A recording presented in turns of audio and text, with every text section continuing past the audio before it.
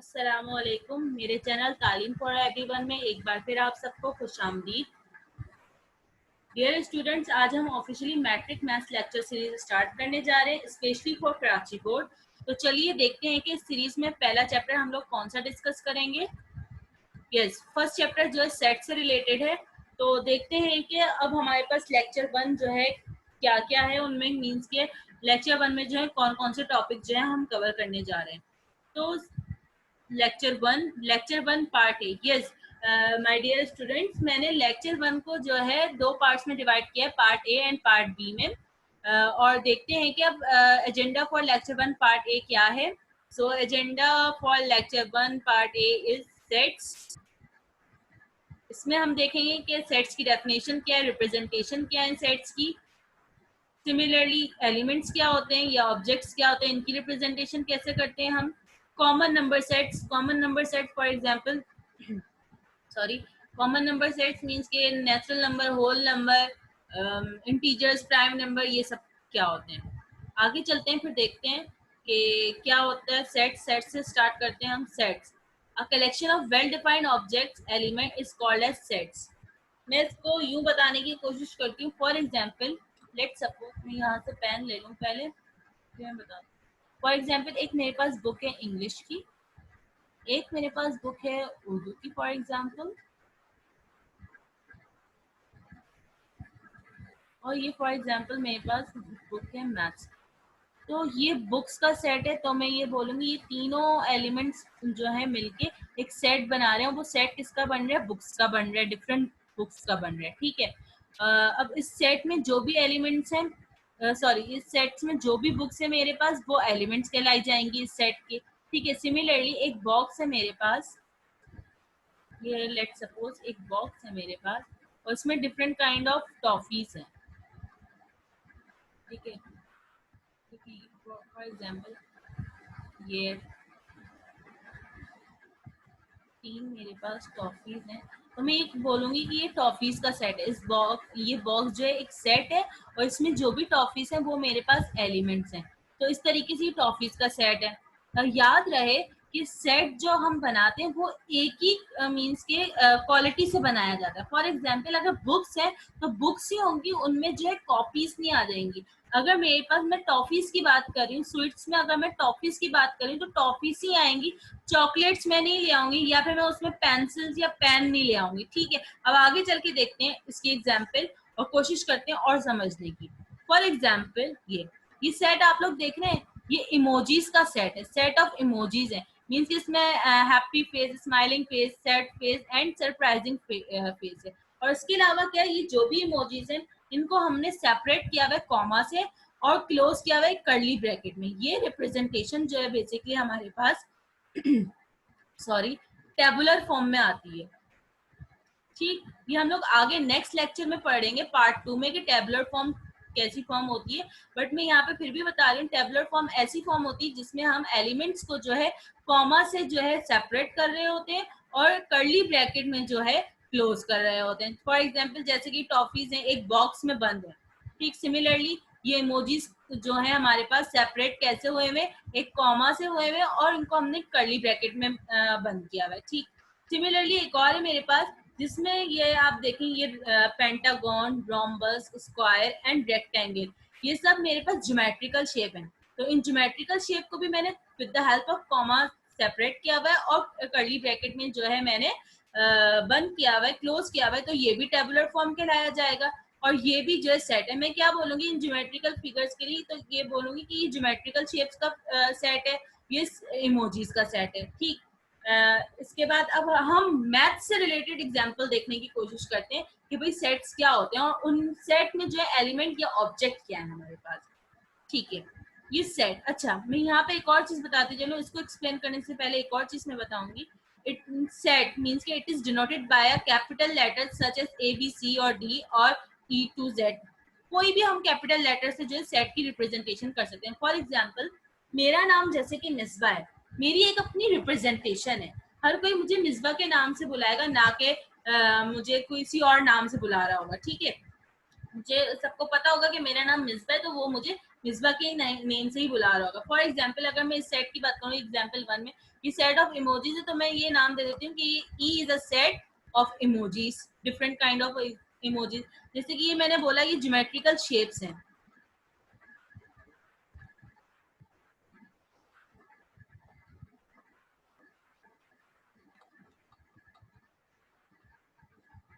ठीक है, geometrical shapes मैंने नाम दिया इसका। तो मैं कह देती हूँ यहाँ पे जी नाम दे देती हूँ इसका और कहती हूँ कि G is a set of geometrical shape.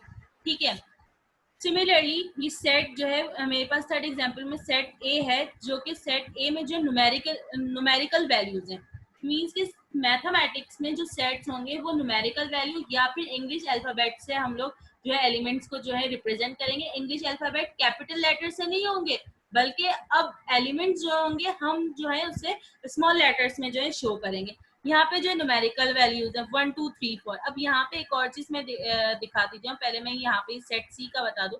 और सेट सी में 1 2 3 4 5 अप टू सो ऑन, ये डॉट जो है ना वो शो करते हैं कि इन्फिनिटी तक जा रहे नंबर। हमें नहीं पता ये 10 पे स्टॉप हो जाए या 15 पे स्टॉप हो जाए या 100 पे। ठीक है, मीन्स के set C goes on infinity.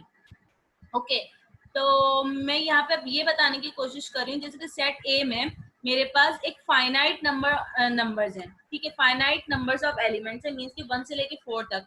तो ऐसे एलिमेंट्स जो कि हमारे पास पता होंगे कि भाई ये यहाँ से स्टार्ट हो रहे हैं, जैसे कि 1 से स्टार्ट हो रहे हैं 4 पे एंड हो रहे हैं, तो ये फाइनाइट सेट कहलाए जाएंगे। और ऐसे सेट जिसमें एलिमेंट जो है नहीं पता चल रहे होंगे कि कहाँ पे एंड हो रहे हैं और कहाँ से स्टार्ट हो रहे हैं, तो ऐसे सेट जो है हमारे पास इनफाइनाइट सेट कहलाए जाएंगे। मैं अच्छे से रिपीट करूंगी नेक्स्ट लेक्चर में, लेकिन मैं फिर भी यहाँ पे बता दूं कि सेट ए जो है मेरे पास फाइनाइट सेट है। फाइनाइट सेट क्यों बोला, क्योंकि हमें यहाँ पे काउंटिंग पता चल रही है कि भाई 1 से स्टार्ट हो रहा है 4 पे एंड हो रहा है, और यहाँ पे सेट सी में हम नहीं बता पा रहे कि 1 से स्टार्ट हो रहा है कहाँ पे एंड हो रहा है, तो इसलिए हम लोग यहाँ पे इसको सेट सी को कह सकते हैं कि ये, सॉरी,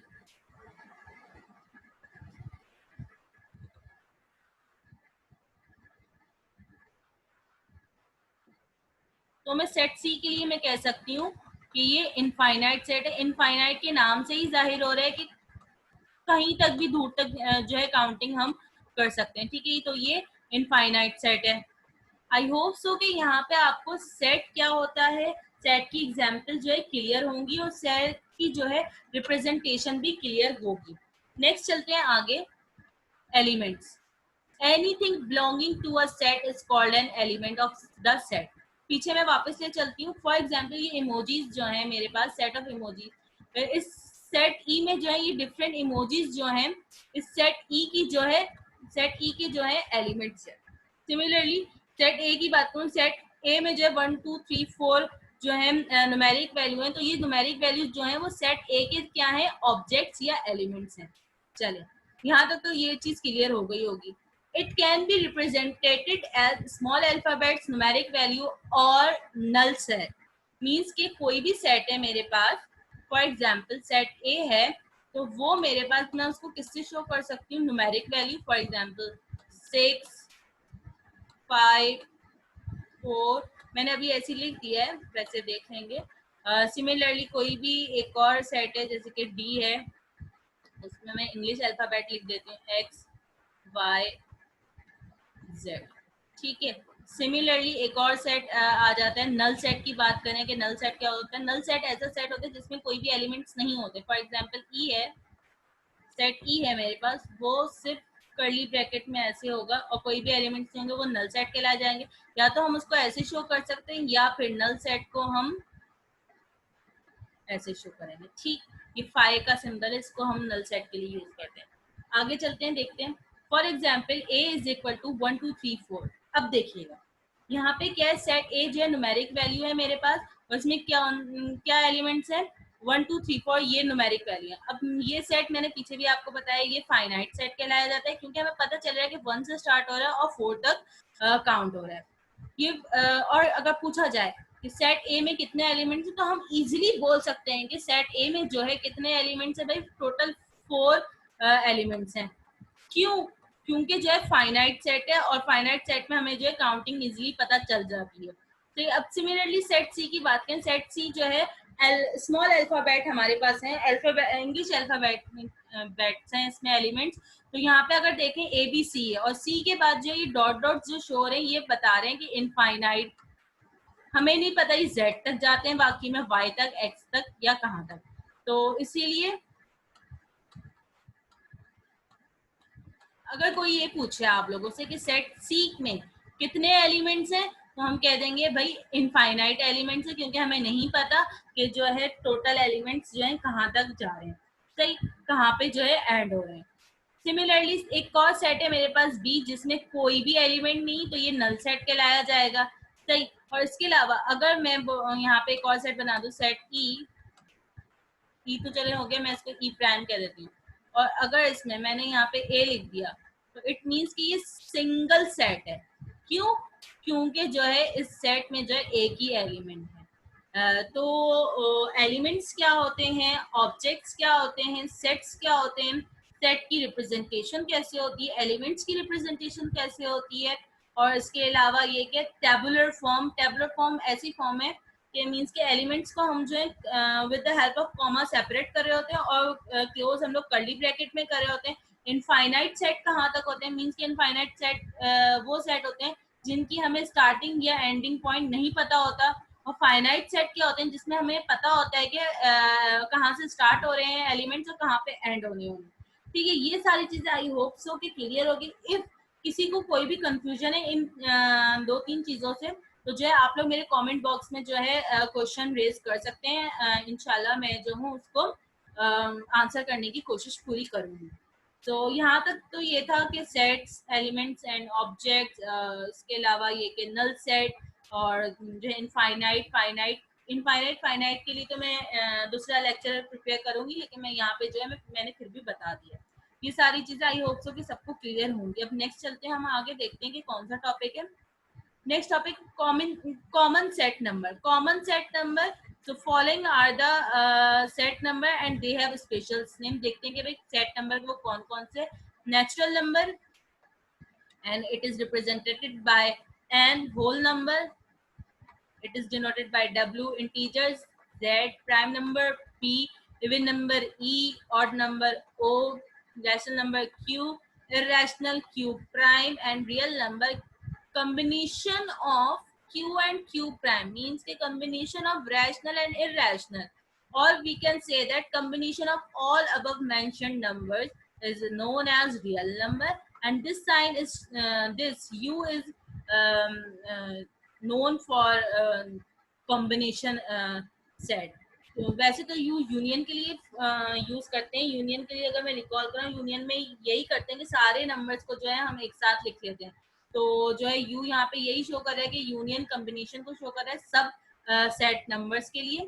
अच्छा, इसके अलावा मैं यहाँ पे ये बताना चाहूंगी कि इंटीजर्स में कुछ लोग अगर ये कहेंगे कि भाई इंटीजर्स को जेड से क्यों शो कर रहे हैं, जैसे कि हमने प्राइम नंबर को पी, नेचुरल नंबर को एन से शो किया है, तो भाई इंटीजर्स को जेड से हमने यूं शो कर रहे हैं, बल्कि जो इंटीजर्स को जो मैथमेटिशियन ने जेड से यूं शो कराया है, क्योंकि जो है आई जो है वो इमेजनरी नंबर के लिए हम लोग जो है यूज करते हैं,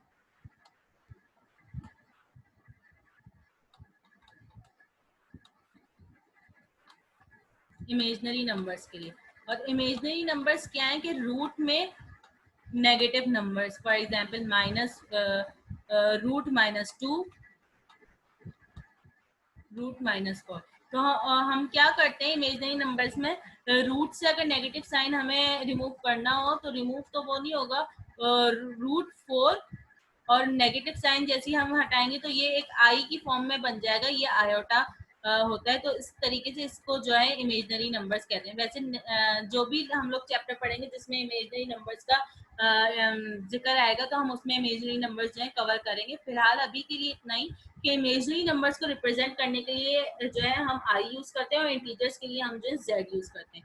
आगे चलते हैं, अब देखते हैं कि इनको वन बाय वन समझने की कोशिश करते हैं कि ये सारे सेट नंबर्स हैं क्या एक्चुअल।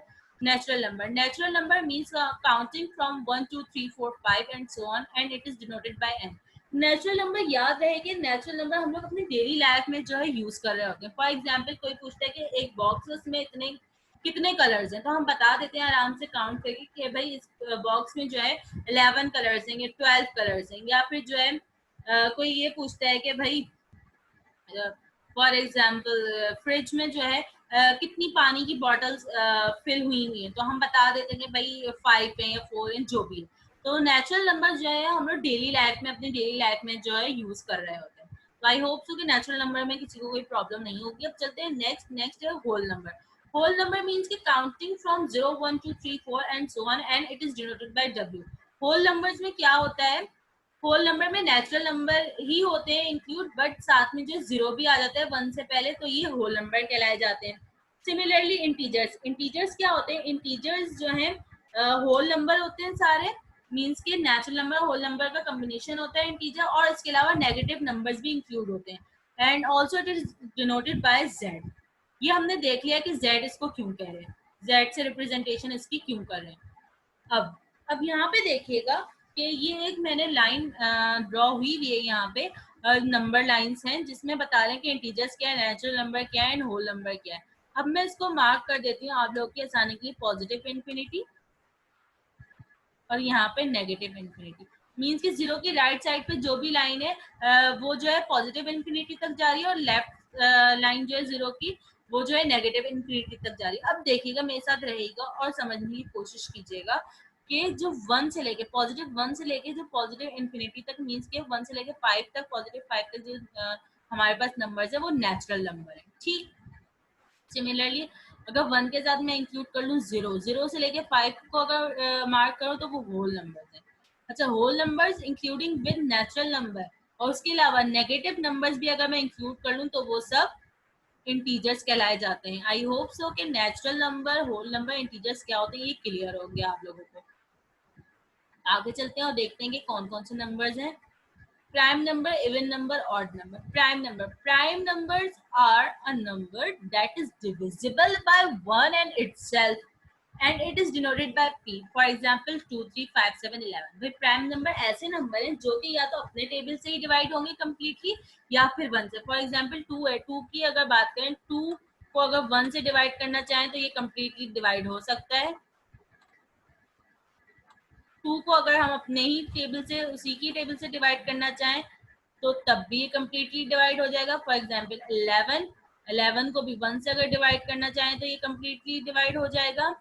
सिमिलरली अगर 11 को हम 11 के ही टेबल से डिवाइड करना चाहें कम्प्लीटली, तब भी ये कम्प्लीटली डिवाइड हो जाएगा. 11 वन जा 11. ओके, तो इवन नंबर देखते हैं. इवन नंबर क्या है? Even numbers mean that a number that can be divided into 2 equal parts and it is denoted bye E. For example 0 to 4. Even number ऐसे number होते हैं जो इक्वल पार्ट्स में divide हो जाएं, तो वो जो है इवन नंबर कहलाए जाते हैं. For example 0 to 4. अच्छा, यहाँ पे अगर कुछ लोगों को कंफ्यूजन हो कि 0 इवन नंबर है या ऑड नंबर है, तो भाई अभी के लिए सिर्फ इतना याद रखें कि 0 इवन नंबर है. मैं आगे एक लेक्चर इस पे बनाऊंगी कि 0 इवन नंबर क्यों कहलाए जाते हैं. ठीक. 2 देखते हैं कि 2 इवन नंबर है. 2 कैसे? 2 को अगर देखो मैं अगर इक्वल पार्ट्स में डिवाइड करूँ तो 1 + 1, मैंने 2 इक्वल पार्ट्स में डिवाइड कर लिया. सिमिलरली 4 को भी मैं 2 इक्वल पार्ट्स में डिवाइड कर सकती हूँ. For example 2 + 2. ठीक है, मीन्स कि ये इक्वल पार्ट्स में डिवाइड हो सकते हैं. 0 2 4 6 8 10 12 ये जो सारे इवन नंबर्स कहलाए जाते हैं. Odd numbers, odd number means that a number that cannot be divided into 2 equal parts and it is denoted by O. For example 1 3 5 7 9. Means कि वो नंबर जो इक्वली 2 पार्ट में डिवाइड ना हो सके वो ऑड नंबर कहलाए जाते हैं. ठीक है, आगे चलते हैं और इवन नंबर और ऑड नंबर की थोड़ी सी एग्जांपल्स देखते हैं. ये एक मेरे पास पिक्चर है इवन एंड ऑड की. देखते हैं. इवन में जो है सारे पेयर्स होंगे हमारे पास, सब पेयर्स में होंगे, जबकि ऑड में सब पेयर्स में नहीं होंगे. एक हमेशा अकेला रह जाएगा. 0 मैंने बता दी, 0 की तो कोई वो काउंटिंग ही नहीं, तो 0 लेकिन जो है इवन में ही है. क्यों है? We will discuss it later. 1 की अगर बात करें, 1 का कोई पेयर नहीं बन रहा. सिमिलरली 2 की बात करें, 2 दो मतलब कि मेरे पास सर्कल है, ये पेयर आराम से बन रहे हैं. सिमिलरली अगर मैं 3 की बात करूं, 3 ये डिफरेंट डॉट्स हैं, 2 तो पेयर बन गए, एक डॉट जो है फिर भी अकेला रह गया। 4 में देखें 4 पेयर बन रहा है, 5 में नहीं बन रहा, 6 में बन रहा है, 7 में नहीं बन रहा, इसी तरीके से 8 में पेयर बन रहा है और 9 में नहीं बन रहा। ठीक, तो ये था हमारे पास even number and odd number. I hope so कि even and odd and prime numbers क्या होते हैं ये भी आप लोगों को क्लियर होंगे। आगे चलते हैं और देखते हैं कि रैशनल एंड इरेशनल नंबर क्या है। Rational numbers. A rational number is a number that can be expressed as a fraction ratio in the form of p over q, where p and q are integers and q can't be zero and it is denoted by q. भाई पहली चीज तो यही कि rational number को किससे show किया जाता है, q से। और रैशनल नंबर को जो है अगर रिप्रेजेंट किया जाता है वो एक्सप्रेस किस फॉर्म में किया जाता है, फ्रैक्शन या रेशो की फॉर्म में। रैशनल नंबर, रैशनल के नाम से ही यहाँ पे जो है वाजे हो रहा है कि रैशनल जो है, रैशनल नंबर जो है एक रेशियो फॉर्म में जो है हमारे पास आंसर आएगा या फ्रैक्शन फॉर्म में आंसर आएगा या उनको जो है रेशियो फॉर्म में जो है रिप्रेजेंट किया जाएगा। ठीक, इसके अलावा कैसे, p ओवर q की फॉर्म में, p ओवर q की फॉर्म में, जिसमें से बताया जा रहा है p ओवर q जो है मींस के p एंड q जो है वो इंटीजर्स होंगे। अभी हम लोग इंटीजर्स पढ़ के आए हैं जिसमें नेगेटिव वैल्यू सारी पॉजिटिव वैल्यू और 0 इंक्लूड होगा। बट q जो है डिनोमिनेटर में है तो q जो है वो 0 नहीं हो सकता, q can not be 0। Why? Because anything divided by 0 is infinity. Okay, यहाँ तक आप लोगों को ये तो समझ में आ गया होगा कि रैशनल नंबर को हम एक्सप्रेस फ्रैक्शन की फॉर्म में करते हैं और उनका आंसर जो है वो डेसिमल फॉर्म में आ रहा होता है या जो है फ्रैक्शन फॉर्म में ही आ रहा होता है, मीन्स कि वो डेसिमल में इजीली कन्वर्ट हो जाता है। और उसके अलावा ये कि p ओवर q जो है वो इंटीजर्स है, मीन्स कि p एंड q जो है इंटीजर्स है। q डिनोमिनेटर में जो भी वैल्यू होगी वो कभी भी 0 नहीं हो सकती, जबकि न्यूमिनेटर में 0 हो सकती है and it is denoted by q। आगे देखते हैं एग्जांपल।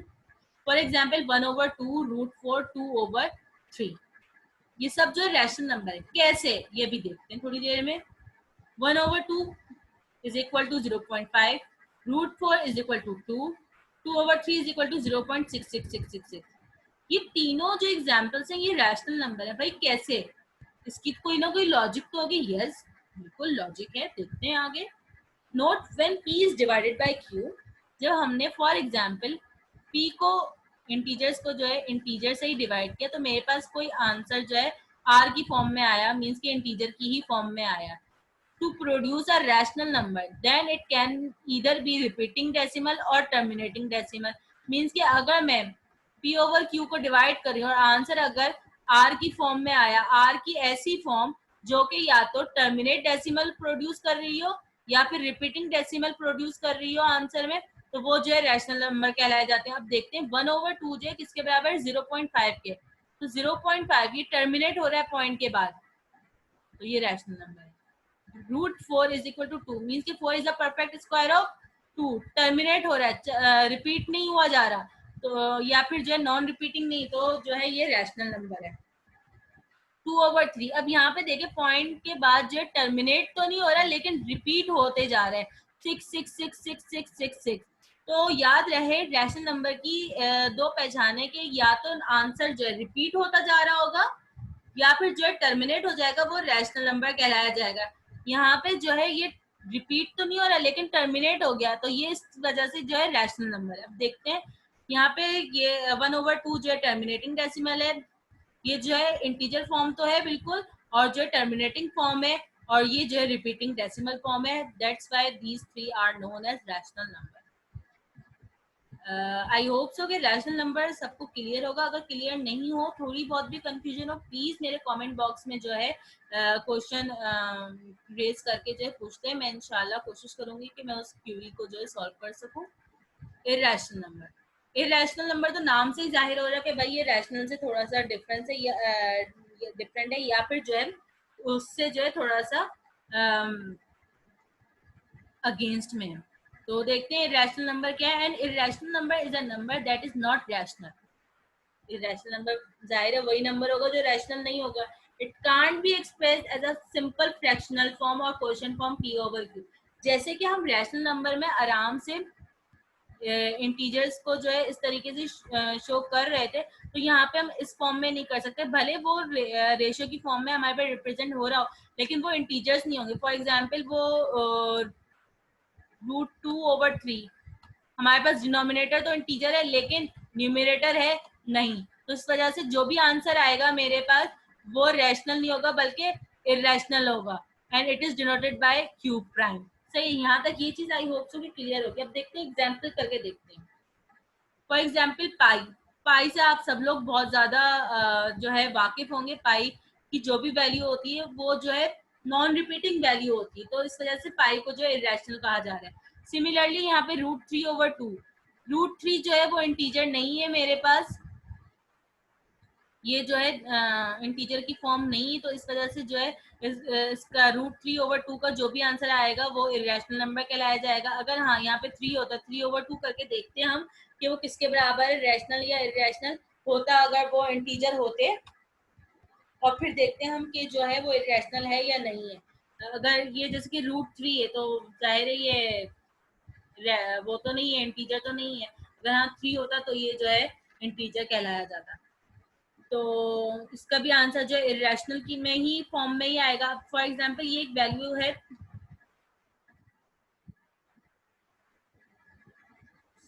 सॉरी,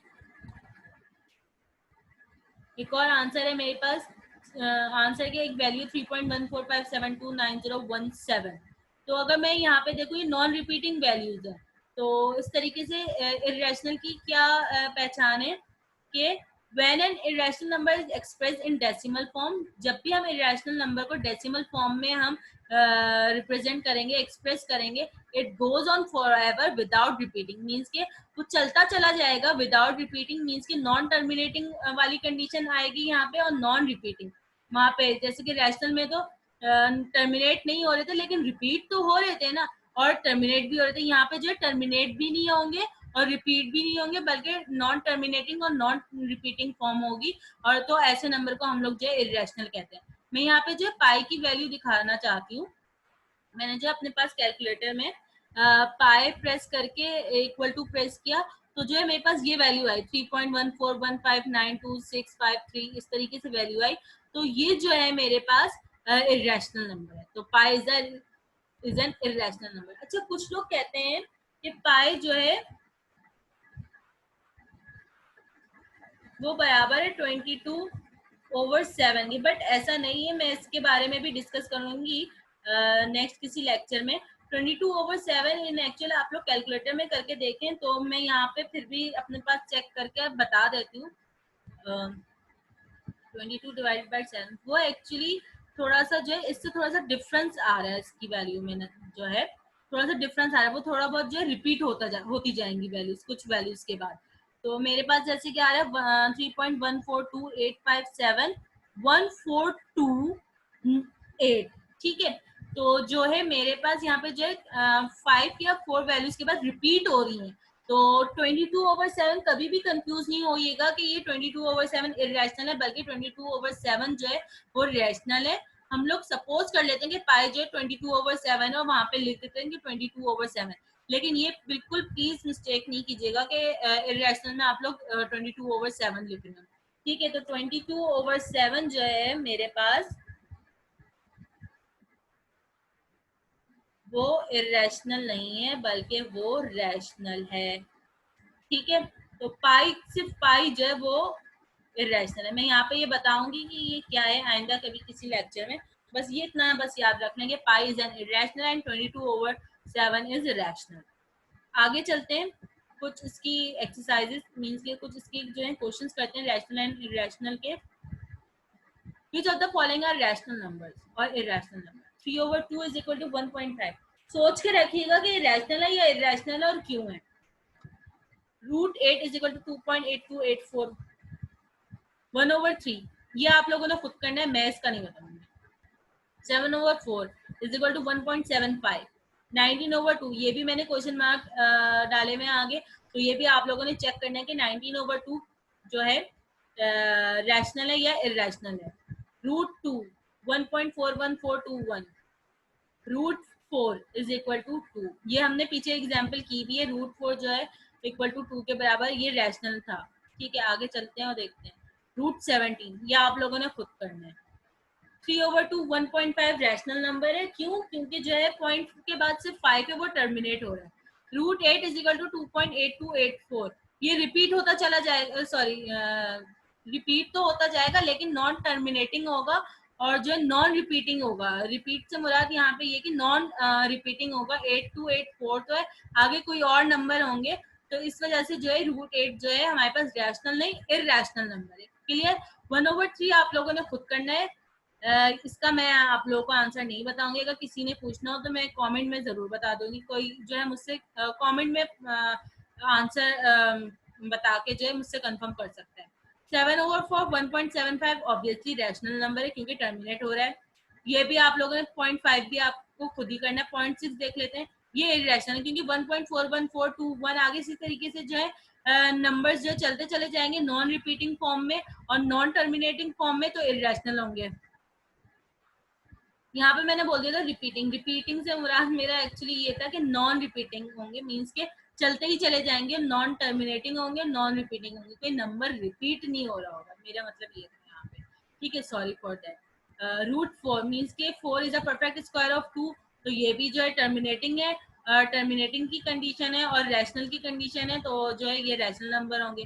रूट 17 क्या, ये अब आप लोगों ने खुद चेक करना होगा। यहाँ तक आई होप सो कि आप लोगों को क्लियर होगा, हर चीज आप लोगों को क्लियर होगी। तो अब देखते हैं आगे रियल नंबर क्या है हमारे पास। इस लेक्चर का last topic real number. Basically real number जो is a combination of all number we have studied in previous slides. For example, real number is a combination of rational number and irrational number. Sir irrational number की कोई types नहीं, rational numbers की बहुत सारी types है। For example integers, integers के साथ integers ऐसे नंबर जो कि होल नंबर और नेचुरल नंबर, जीरो और नेगेटिव वैल्यूज जिसमें इंक्लूड हो, और इसके अलावा रैशनल नंबर जो है फ्रैक्शन और डेसिमल फॉर्म में। For example 1/2 0.375 and for example 0.3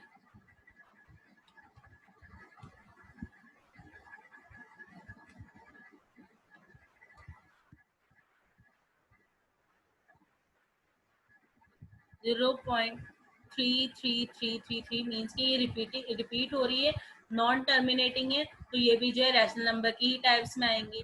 तो ये सारी कम्बिनेशन, इन सब चीज़ों का combination, irrational, rational, integer, whole number, negative numbers, natural number, zero and fraction, इन सब का कम्बिनेशन जो है रियल नंबर कहलाया जाता है। तो यहाँ तक था हमारा लेक्चर 1 पार्ट ए। तो आई होप सो कि आप लोगों को जो है सारी चीज़ें क्लियर होंगी। मैं फिर से कह रही हूँ, किसी को कोई भी कंफ्यूजन हो वो मेरे कमेंट बॉक्स में जो है क्वेश्चन रेज कर सकता है, मैं उसको बिल्कुल अटेंड करने की कोशिश करूंगी। और यहाँ तक ये था, हम लोग यहाँ पे जो अपना लेक्चर 1 पार्ट ए वाइंड अप करते हैं। तो थैंक यू फॉर वॉचिंग।